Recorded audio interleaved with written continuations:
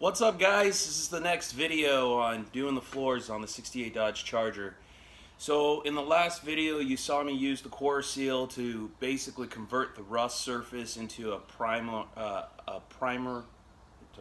surface that you could just paint over.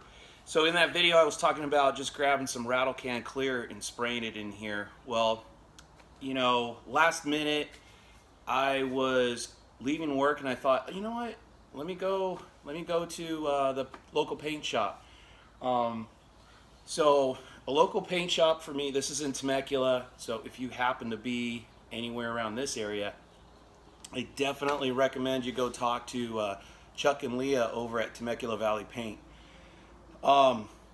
Before I get into what I got there, one thing that's really cool about this shop is they have the old school paint chips. So if you have cars from the 60s, like say this 68 Charger, you go in there, they have the actual paint chip sheets from 1968. So you can look up the paint codes and get the exact color that the factory painted these cars. So you don't have to try to match it or guess it or anything like that. So if I was gonna get paint for this car and repaint it, the paint code on it is QQ1, which is a blue, and if you go into that sheet, it'll say QQ1, and it'll have a chip of this blue color on there. So I've been going to them for years and have gotten a bunch of Mopar, like legit Mopar colors from them in the past. So, and they're super cool people. I mean, just very nice, down to earth. They will help you figure out what you need to get your project going and paint a panel, paint a car, paint a part, whatever it is. So highly recommend them. So now back to this car and this project. So as I'm leaving, I'm thinking, you know, let me go swing by Temecula Valley Paint, see if they got anything. And I started talking to the clerk. I don't know the guy's name, and then Chuck ended up coming out and talking to me, and I told him what I wanted to do. And so this is what he recommended. This is basically clear coat, multi-gloss 500. Comes with a hardener. I bought thinner just in case it's super hot, some slow thinner, but I don't think you really need to add the thinner. It might flow a little bit better, but at any rate, so what he was telling me is this stuff, you can change how glossy you want it. So it goes from a semi-gloss to an eggshell to a flat, and it's all depending on the mix ratio you use with the hardener. So see, hopefully you can see that. So you can see the 4-to-1 ratio will give you a semi-gloss. The what is that? 5-to-1 gives you the eggshell, and then the 6-to-1 gives you the flat. So one thing I'm also gonna do, I'm doing another side video, kind of on the side, so it's not a priority, but I'm doing a patinaed hood, which kind of has, you know, a rusty surface on it. I put the core seal on half of the hood just to see what would happen.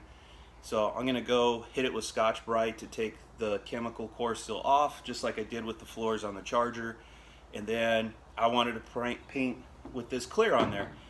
And so I might do like sections so I could show you the eggshell, the semi-gloss, and the matte.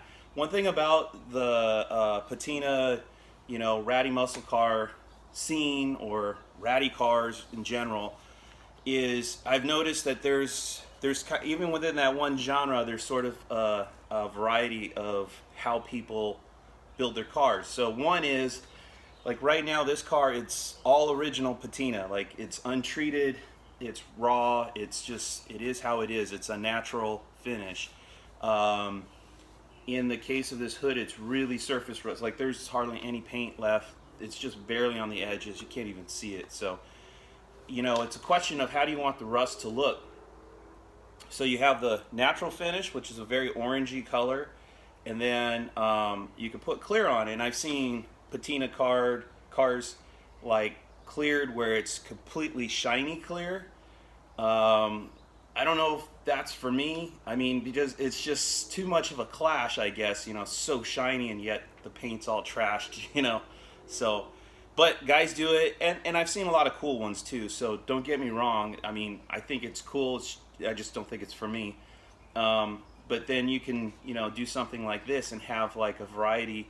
You could kind of choose. Do you want it to have a total matte finish and then but have a clear coat over it and kind of protect the surface from here moving forward and protect what's left of the paint, you know? So it sort of looks natural, but, you know, it's protected. Or on the other extreme, you know, for this stuff, like a semi-gloss, so it's a little bit shiny, but not a gloss finish shine, you know. So anyways, we're gonna spray this stuff on the car.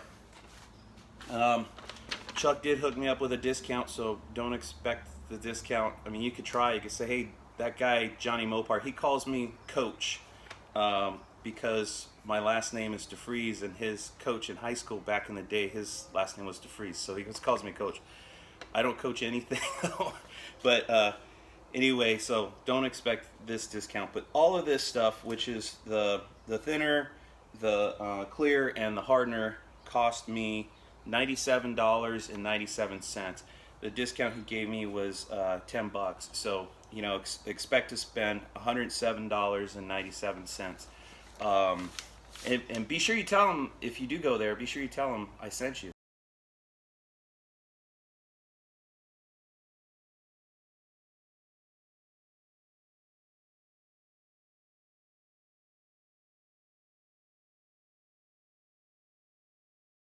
And you know what? To be honest, I don't see why, if you're nowhere close to Southern California, you could probably still buy this from him. You know, maybe any shop. But if you want to talk to him, like I said, he's really great at helping you out and very knowledgeable about all these materials and stuff. So you could maybe go give him a call or go online or whatever and talk to him and order this stuff straight from his shop. I mean, that'd be pretty awesome. I would love it if something I did can help him out, because he's been such a huge help to me over the years. So anyway, we're going to get after it.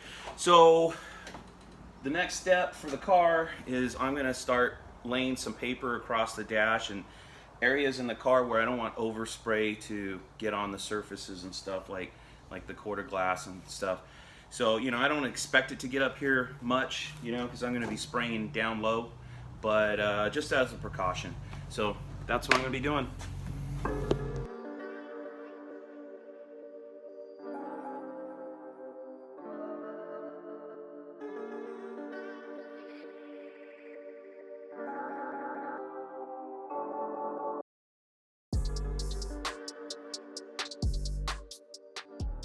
Here's a tip.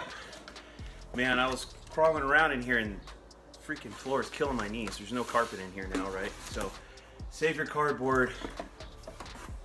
Use it to crawl around in the car. Your knees will thank you later.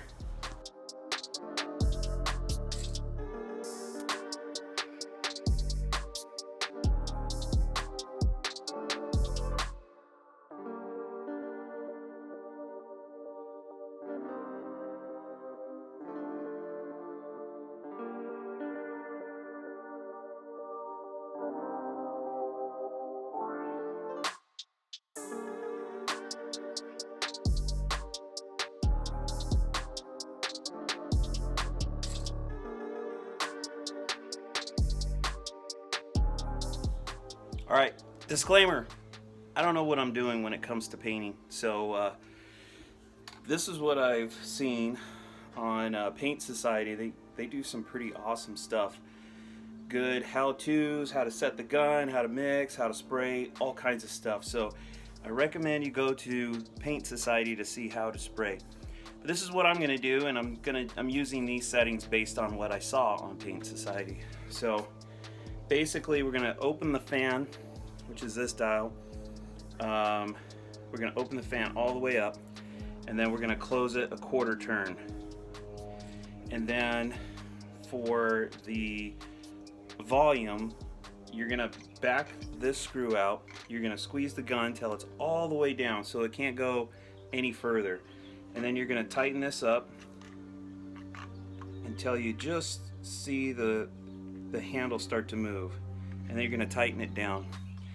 And then I went ahead and ran some thinner through it and hooked it up. And you're gonna set the pressure to 23 psi. So we'll see if those settings work. Alright, so for the clear coat, I'm going to go for the semi-gloss because I really want to know what that looks like on the surface. I kind of think it's going to look the best, so that's what I'm going to go with on the floors of the Charger. It's not going to matter much inside the car. Carpet's going to be over the top of it. Inside the trunk, you know, you'll be able to see it, but only if the trunk's open, so it's really not a big deal. But I'm going to go ahead and mix these guys up. So you get a tech sheet, especially if you go to Temecula Valley Paint. It's going to tell you, you know, all the ratios and stuff.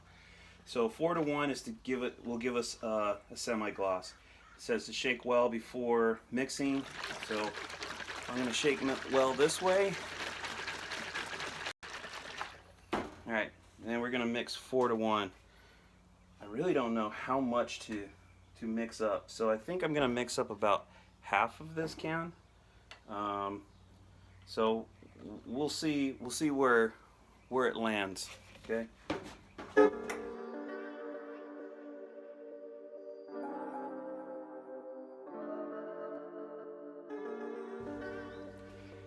Okay. So on this mixing cup, I'm gonna go with the ratio 4:1. Hopefully this comes out in the video. I'm not sure. Yeah, I think you can see it. So 4, this is like a ratio 4:1 to 1. I'm just gonna go 4:1. So right now, when this is sitting down, it's right here on the 3. So what you're gonna do is you're gonna add hardener until you see it go up to that number 3. Then you have a 4:1 ratio. If we had a third element, like say thinner, we were adding reducer, and it was also 1, you would be adding it up to that level. So something else, I just wanted to point out what's cool about these technical data sheets is that they actually have a ton of detail on here. So it shows like compatible base coats, unique features, product description, and instructions. So what they recommend, the gun that I have has a 1.4 nozzle on it, and so it's saying here if you have an HVLP gravity 1.3 to 1.4, which is what I have, it says to have 8 to 10 psi at the gun. I probably should use that, but I'm gonna go ahead and stick with what Paint Society does. I don't know, but up to you, you know, if you end up doing this. And it's also got the fluid adjustment. Says for the 1.3, it says turn out 3 to 3.5 full turns. So I told you all the way out and then a quarter in. So let's see from here.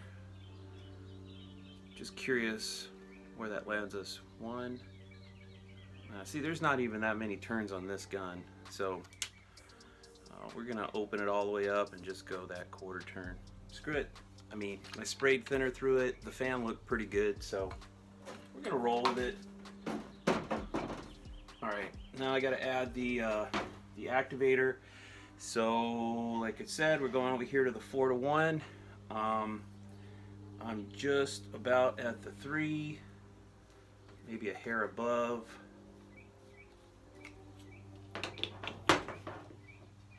Take the hardener. So I'm going to add it to the next 3 line, just above.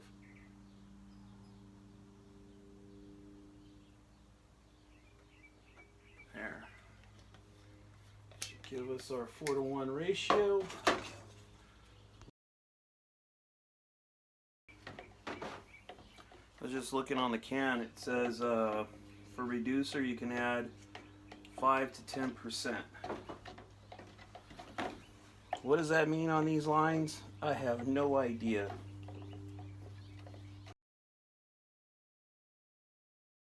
Alright, maybe my logic's wrong, but okay, with the clear and the hardener mixed together, we're about right here at this 4 line, right? So if I were to take that distance, okay, 50% would be halfway, a quarter would be 25%, roughly just between that would give us our, you know, 10, 15-ish percentage or so. So I think I'm going to add a little bit, just a little bit of thinner, just to make sure it flows pretty well. We'll see. Maybe I'll regret it. I don't know.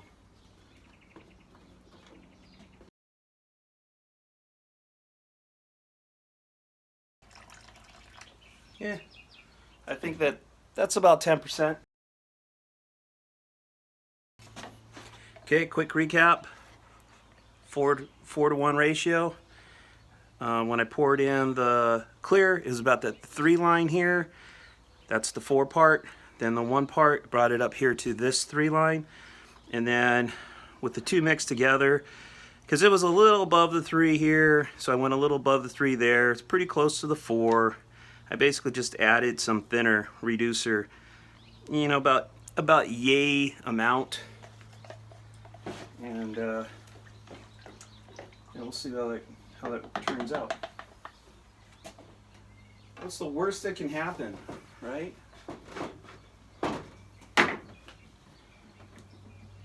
Luckily, it's just floors. Oh yeah, don't let me forget. I'm gonna use a strainer, but this cup is probably cleaner than my gun, but we'll use it anyways.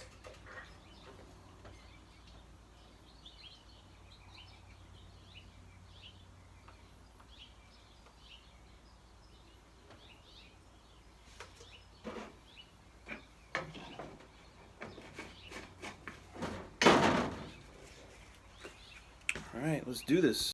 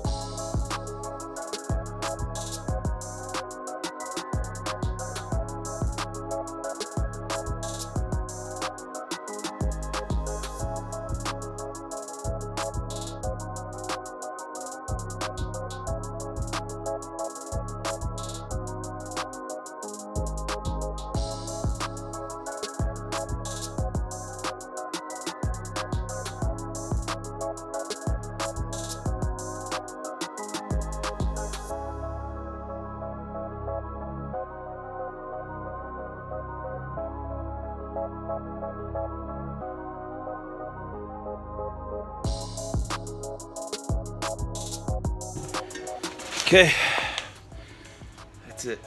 I ran out. All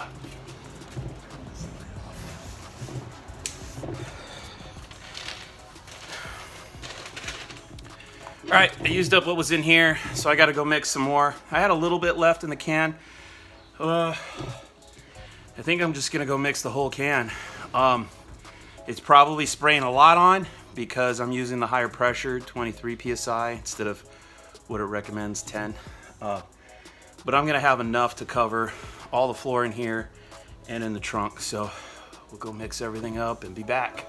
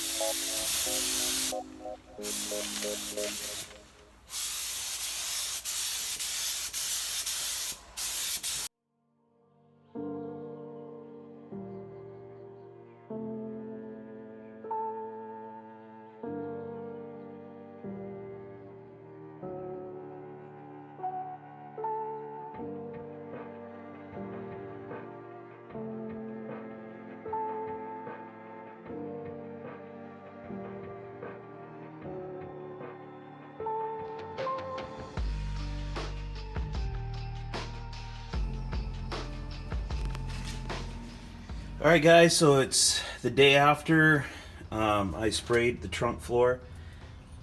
So again, I coated everything with core seal to neutralize the rust and convert it, and then I sprayed a clear coat over it, and I mixed the ratio so that it's a semi-gloss. So you can tell there's a little bit of a sheen. Well, it's kind of a lot of a sheen, but it's not like glossy, shiny. It just kind of looks a little bit wet, you know? But it's not, it's drying. I'm pretty happy with it. I think the trunk is pretty well protected, and we can move on from this. Put the plugs back in, and then for the front, I'll get the carpet all cut out and put back in the car. Here's the inside of the Charger. What the semi-gloss looks like. You can see, I mean, it's pretty, it feels great, because, you know, when it was all rusty, I don't know about you guys, but I hate how rust feels. It just feels, I don't know, dry and scratchy or whatever. This, even though this is still textured because of the pitting from the rust, try to get in close, you can see how pitted it is, but it's all protected now. So the rust has been converted with the core seal. It's been clear coated. I mean, it feels good. Where the seam seal knocked off, it's all cleared now, so I don't have to worry about that rusting. And if you recall, if you saw the last video, I coated the whole thing with core seal, so any kind of little spots that might have rust on it have been converted, and now we've got clear over it, so I have no worries of any further rust, as long as I don't, you know, leave the car outside with these wasted seals. So yeah, and it's, again, the semi-gloss, so you can see there's a little bit of a sheen to it, which I'm kind of happy with. At first I thought it was kind of too shiny. You know, it doesn't really matter here anyway, because carpet's going to cover it all. But no, I'm kind of happy with it. I kind of like that little bit of a sheen. I mean, if I was going to do an outside patina car, it kind of gives me an idea of what the semi-gloss looks like, you know. And little shiny, I don't know. I'm not sure. I don't know if I'd want it to be that shiny, but I've seen cars like that, and it looks good still. I don't know if I'm going to do that to this car. I think to start off, I'm just going to leave the natural patina finish to it, you know. But who knows? Maybe later on, I'll clear the whole car. But I'm undecided. I'm not going to worry about that right now. Right now, we've got the floor fixed. I got new carpet for it. I just got to cut it out, put it in, start putting the interior back in. Still got to get the seats recovered. And then next thing is to start ripping the drivetrain out of the car. So that'll be in the upcoming videos.